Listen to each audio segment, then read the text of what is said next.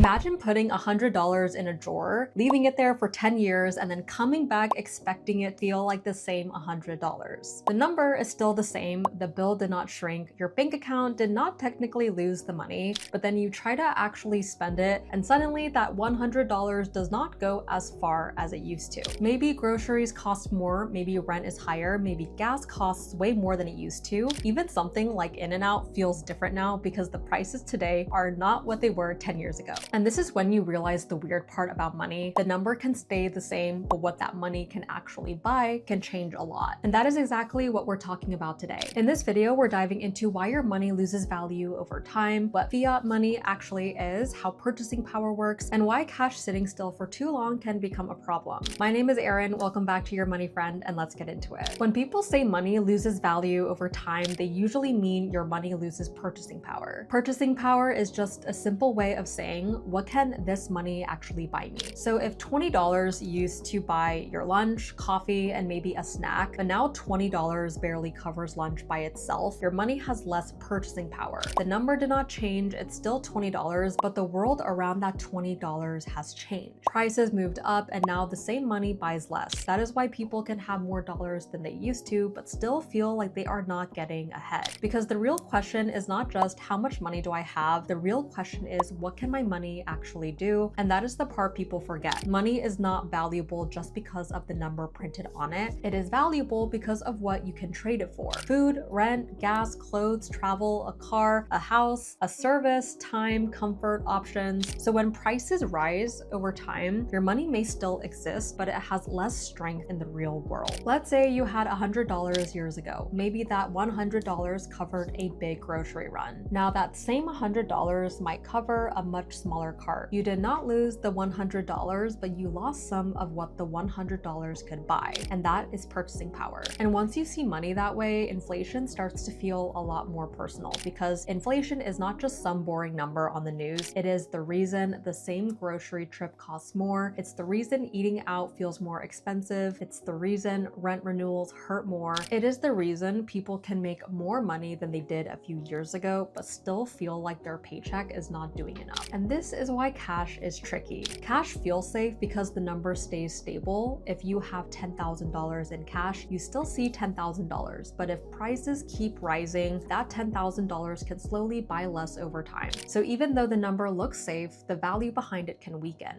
Now let's talk about fiat money. Fiat money is the money most of us use every day. The US dollar is fiat money. It's not backed by gold the way some people think. Its value comes from the fact that people accept it, businesses use it, banks move it, and the government supports it. Basically, dollars work because everyone agrees they work. You accept dollars because you know other people will accept them too. Your employer pays you in dollars because you can use those dollars almost anywhere. So money is not just a piece of paper or a number on screen. It is a system of trust. And that is what makes it so useful. Before money, people had to rely on barter, which basically means trading one thing directly for another. Prices rise for a lot of reasons. Sometimes there is more demand. People want more of something, so the price goes up. Sometimes supply gets tighter, so that means there is less of something available, so the price goes up. Sometimes production costs rise. Businesses pay more for labor, materials, shipping, rent, energy, or insurance, and then they pass some of that cost to customers. Sometimes interest rates, government spending, global events, and supply chains all play a role too. But for the average person, the result feels pretty simple. Things cost more, and when things cost more, your money buys less. That is inflation.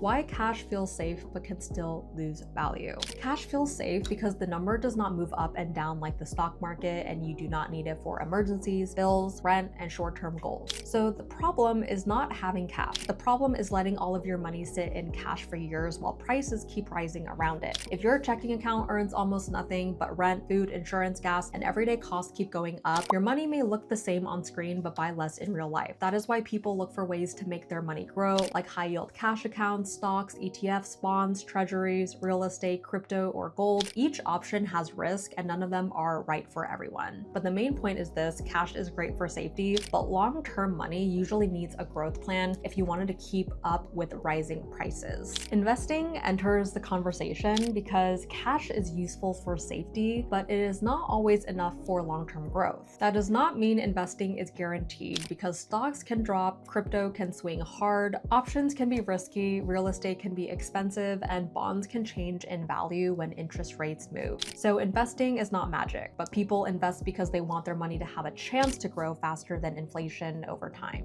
That is the difference between short-term money and long-term money. Money you need next month should probably stay safer and easier to access. But money you do not need for 10, 20, or 30 years may need a growth plan because inflation can slowly weaken cash that just sits there. So the point is not to become a trader or chase random investments. The point is to give future you money a better chance to grow instead of letting it lose buying power over time. This is where a platform like Public can fit into the conversation. Public gives you access to different types of investments, including stocks, bonds, treasuries, crypto, ETFs, and high-yield cash options. Once you understand that money can lose buying power over time, you start thinking differently about where your money sits. Cash has a place, but long-term money may need more than a regular checking account. This does not mean you should invest in everything on the screen. It means you should understand the tools available and choose based on your goals, your timeline, and risk level. You're not trying to chase every investment. The goal is to stop treating all of your money like it has the same job. When people hear that money loses value, a lot of them jump straight to gold or crypto. Gold has a long history as a store of value. Crypto, especially Bitcoin, is often talked about as an alternative to fiat money, but this is where you have to be careful. Just because an asset is outside the traditional dollar system does not mean it is automatically safe. Gold can go through long periods where it does not perform the way people expect. Crypto can move violently in both directions. One year people feel like geniuses, the next year they are down a lot. So I would not make the conversation as simple as money loses value, so buy gold or crypto. That is just too easy. A better way to think about it is this: you want a plan that fits your timeline, risk level, and real life. That could mean stocks, ETFs, bonds, treasuries, crypto, gold, or a mix of different assets. But none of those should be bought just because you are scared your money is losing value. Fear makes people rush into things they do not understand, and that is how bad money decisions happen. Public also shows tools for income, earnings, investment plans, and portfolio tracking. And for this video, the point is not to buy random assets just because prices are rising. The point is to understand what your money is doing. If some of your money is meant for the long term, you may want tools that help compare different ways to grow it. Why time matters so much. Time is what makes this whole conversation more serious. Over 1 year, inflation may feel annoying. Over 10 or 30 years, it can completely change what your money can buy. That is why long-term money usually needs a long-term plan. You cannot expect every investment to go up right away, and you cannot avoid every market drop. But time gives good investments more room to recover, grow, and compound. That is why starting earlier can help, even with smaller amounts. What you can do about money losing value.